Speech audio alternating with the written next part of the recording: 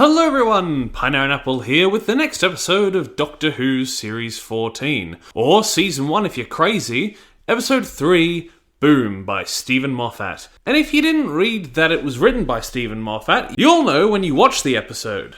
Fish fingers and custard is my favourite.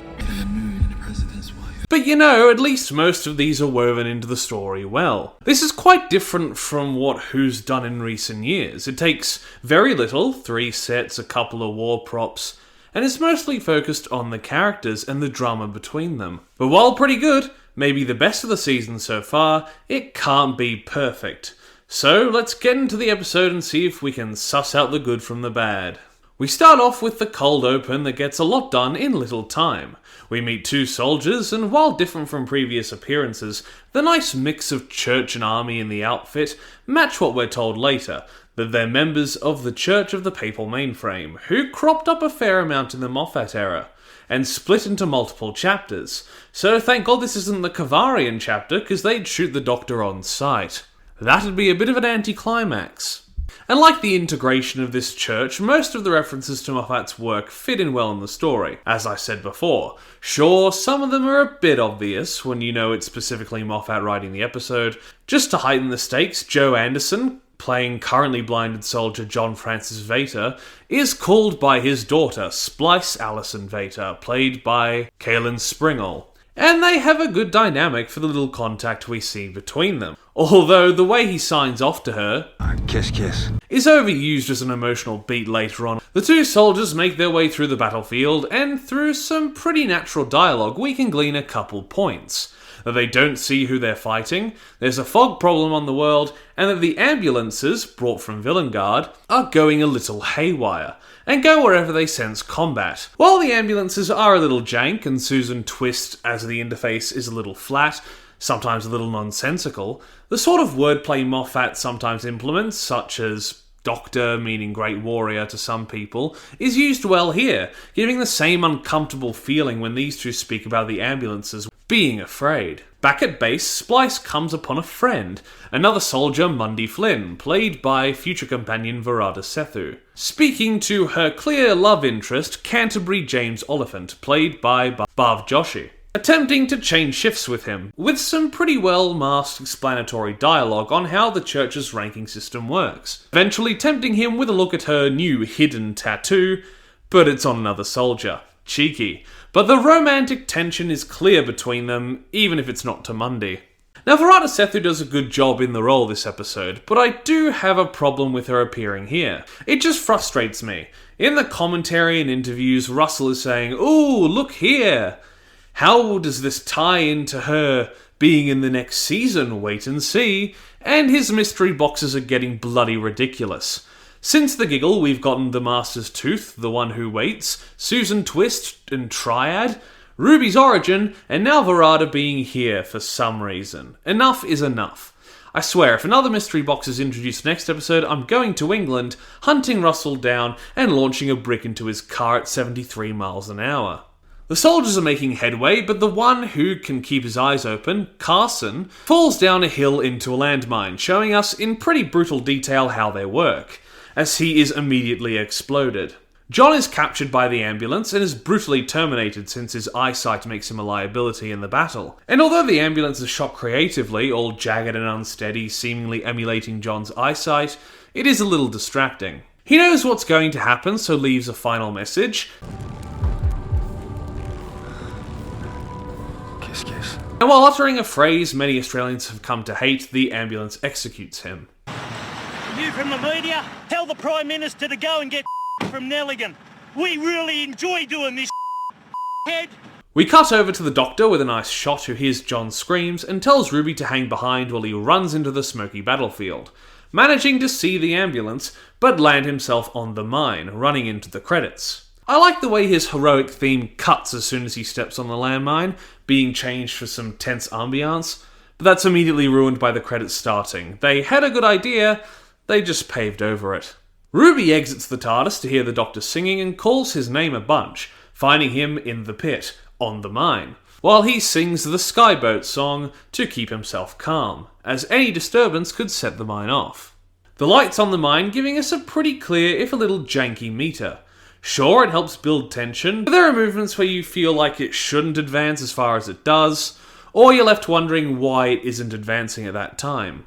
The dialogue between Ruby and the Doctor as they figure out the situation and try to stay calm is pretty well done, and acted greatly. The tight shots of the two really helping to keep the audience invested while they talk, since a lot of the first half of the story is just that, talking. 15 are some choice words, Moffat's intent clear, but cleverly delivered, and we learn properly that this is the return of Villengard, an organisation and planet that built and sold weaponry before being destroyed and turned into a banana grove. Bananas are good.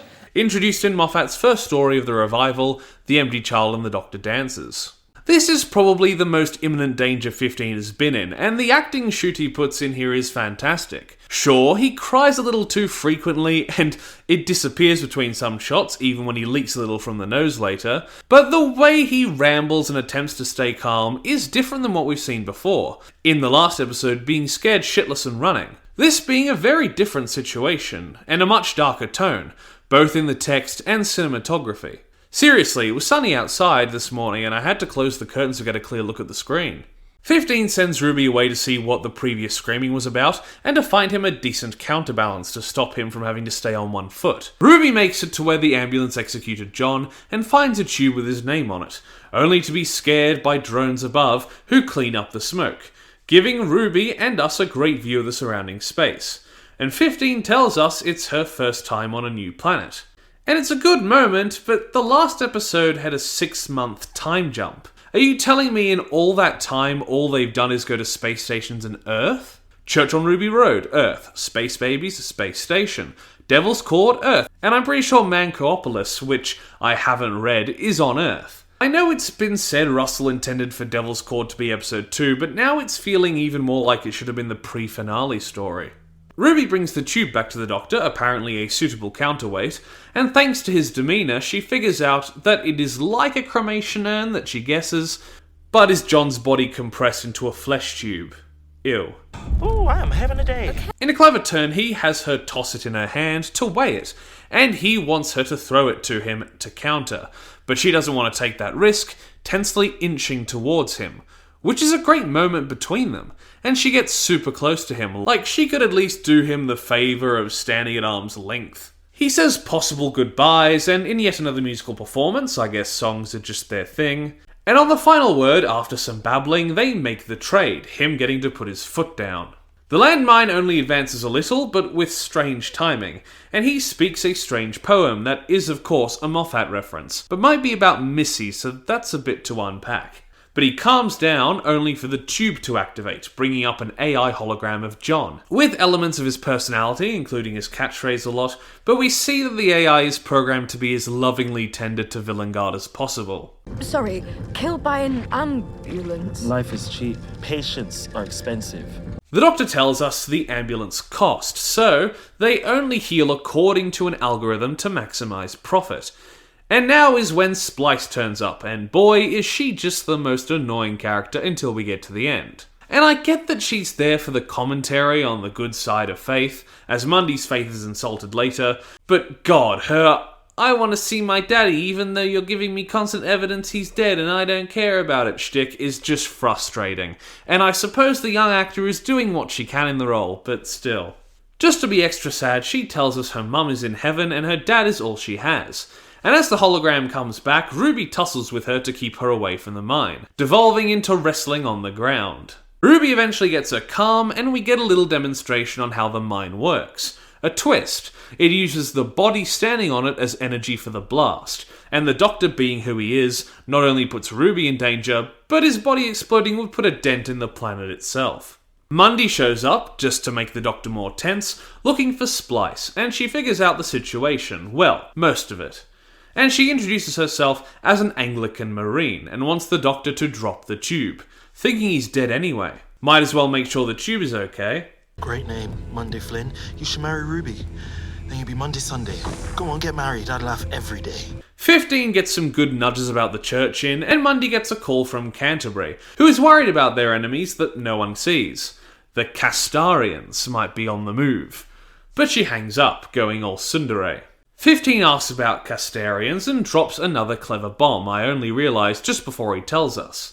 The Castarians aren't real. No one has ever seen them, but the soldiers are afraid as their fellow soldiers keep getting killed. Mundy tries to shoot the Doctor's arm, attempting to have him drop the tube, before the failsafe kicks in and the landmine blows anyway. 15 tells her the whole destroying the planet thing with great delivery, and the ambulance picks up the combat, and considering it has the same face as Susan Triad, and the TARDIS is scanned with the same scanners as the ambulance used here in the finale, we're getting some hints here that I'm not sure will be apparent until they appear. The ambulance hooks into the Doctor while the Holo Dad shows Splice some photos, getting her annoying ass out of the way, for now, and Ruby figures that more combat will distract it, so Ruby fires into the air, but it's not enough. So Mundy decides to take one for the team. Everything going to shit as Canterbury turns up and just absolutely goes full 5 rounds rapid into Ruby, sending her careening into the pit. And yeah, holy shit, this is a raising of the stakes. It happens just far enough into the episode to be good for the pacing, and while the multiple dramatic slow motions are a bit much, the moment is done pretty perfectly, and also induces some drama in us, as the last companion who got shot was Bill, and we all know how that went. Canterbury is pretty unapologetic, and the ambulance connects to Ruby too, having a stroke when it can't figure out her next of kin. Ruby bringing the snow again, before it freezes in the air as she falls unconscious. And yeah, while it's pretty dramatic and mostly well done in the story, as the ambulance won't heal someone not part of the war, I have to say Ruby's hurt dialogue and Millie's hurt acting left a lot to be desired.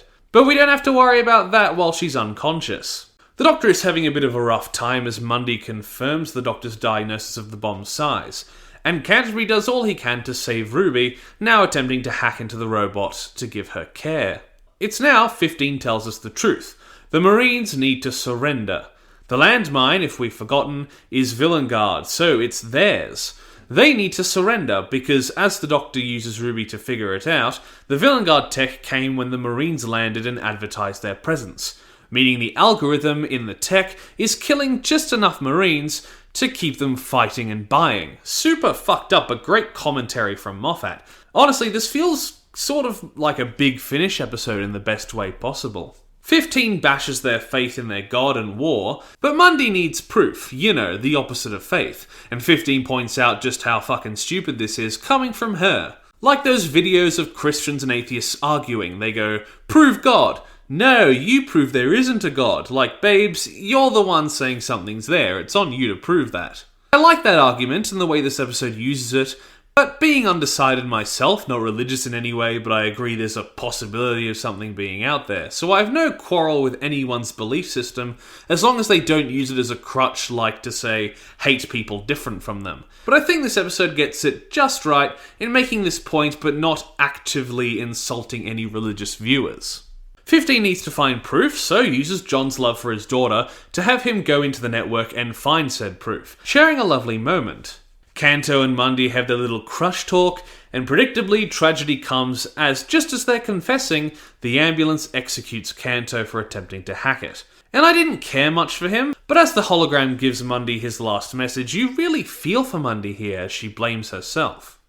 The algorithm was protecting itself and calls backup, as it fights against John, eventually seemingly taking him over, which for this ridiculous child must be traumatizing. The algorithm is taken over and the landmine goes to blow, with Mundy resigning herself and the child to death while she continues to ask about where John is. Oh my god. Where's my daddy? I'm not living without my daddy. Shut the fuck up, you cunt! Just in time for the drama, John takes over again, using the love of a father to overwrite the landmine and give Ruby the care she needs. A pretty good resolution, if a bit cliché, but the heart is there. The whole Villengard arms industry, all of it, just got beaten up by this little kid's dad. The Doctor runs around celebrating, almost doing Gangnam Style, and he exposits everything to Ruby, except for how she got shot, and what happened to Canterbury. They watch the sunrise and say their goodbyes, with the infamous trailer shot I didn't expect to see in an episode. The Doctor admitting even if he dislikes Faith, it's a great thing to have, and the kid finally gets a good moment, and 15 tells them he'll check in on them. Strangely, he checks for his TARDIS key that he seems to have lost, so they use Ruby's. So does that mean the ambulance took it? Does Susan Triad, or whatever the fuck her name ends up being, have it later on? Who knows, but the doctor seems strangely calm about it. John's hologram shows up to say goodbye, and with one last hopeful look, they leave, as the episode ends with a lovely send-off. So that was Boom, and yeah, probably the best so far, with the only detractors being some dialogue and acting, the story itself being pretty solid. All of the Stephen Moffat references are pretty good, most not overt and working into the story quite well, but I will be honest, I was distracted by them for a fair whack at the time. 15's acting was stellar and mostly gave me what I wanted from him, a more high-stakes setting where unlike last episode he can't just run away. Something deadly he has no choice and no defense against. And after all of these happy-go-lucky toned episodes, it was needed. Ruby was pretty good while she was there, even when taken out, her dramatic injury served the story pretty well, and considering it looks like next episode might be a Dr. Light story, it was good to have a lot of focus on him, and Ruby can get some more next episode. The clerics were included well, and Verada as Mundy was a pretty endearing side character, which makes me really excited to see what's done with her later. But unlike her, Splice was very annoying. John didn't have a lot to do, and had to act like a glitching hologram for most of it, but he did that well. And Kanto was fine, nothing special, but wasn't frustrating. The commentary, while a little in your face, is delivered greatly. Moffat's dialogue reminding me of the Zygon two-parter and its speech, one of my favourite moments in the Moffat era. And this really brings back that doctor-y feeling, where he has to figure out the situation and rightly pins the blame on the participants, not wholly. That would be unfair, but the small dressing down he gives Mundy and her hypocritical stance were great, and nicely balanced by his words at the end. The story not having a real antagonist, with the algorithm just doing capitalist things and profiting off of their suffering.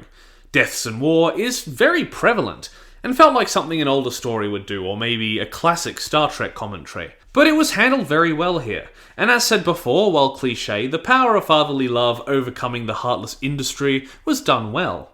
I praise the story, and while I might not rate it as high as, say, Wild Blue Yonder, I would have enjoyed it just as much, if not for that episode's nostalgia and the way they integrated it into the 60th anniversary. So I'll give this episode, Boom by Stephen Moffat, an 8.5 on par with Church on Ruby Road, but for totally different reasons as they're very different stories. But both episodes excel in the medium they reside in. That episode being a great emotional but fun Christmas romp, and this being a tense war drama focused on the characters, and filled with commentary, relevant in pretty much most of recent human history. Thank you everybody for watching my review of Stephen Moffat's Boom. Please like the video if you liked it, comment down below if you wish, and consider subscribing to the channel, and if you do, ring the notification bell so that you're told every single time that I make an upload. Once again, thank you for watching, and I will see you in the next review. Bye! Toast. A little piece of toast. Because there's so much to choose from. There's brown bread, white bread, all sorts of wholemeal bread. It comes in funny packages with writing on the side.